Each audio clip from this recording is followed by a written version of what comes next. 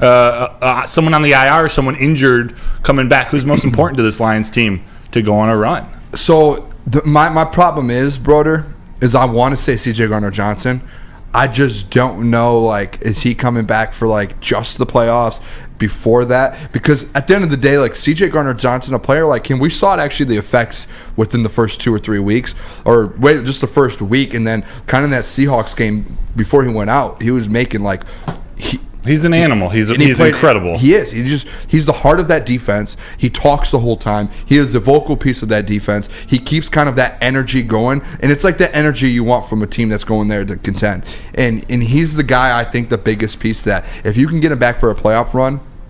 And the thing with some of these guys, like James Houston too, so when you get them back, you don't know how great they're going to be when they come back, coming off an injury like that. So if you can get CJ back off a playoff run at where he was week 1, that would be my like most ideal piece.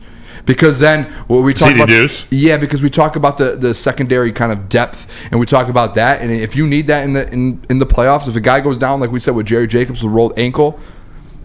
You can move things around. Brian Branch over there, and then you have CD Deuce. You have these guys to be able to do that, but he is like the heart of that defense. Dan Campbell or it was Brad Holmes. Someone already said it right away. It might have been. I think it's Dan Campbell. Said right when he's in the room, like he came back literally this week, and you could feel the energy in the building change like that. Yeah.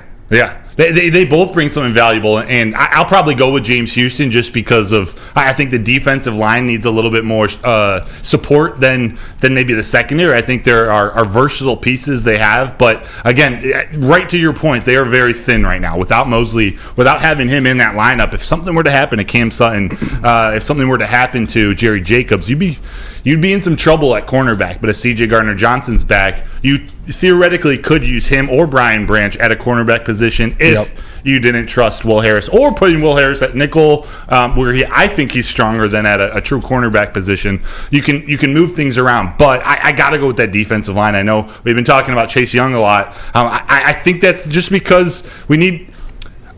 The new NFL, the path is getting to the path. I didn't even mean to use that from you. That's the new You got to get to the quarterback, especially when you get to the playoffs. Getting to the quarterback, making his day uncomfortable. Obviously, you want to sack him, but the pressuring the quarterback is as important as anything. You got to make it tough on the Jalen Hurtses of the world, the Brock Purdy's, Geno Smith. We already had Geno Smith kind of pick our defense apart. So I'm going to go with James Houston. I need the version of James Houston from 2 years ago, though.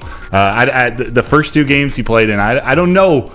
I think they were using him a little too much in that linebacker in coverage. They were trying to get him to be a 3-down player.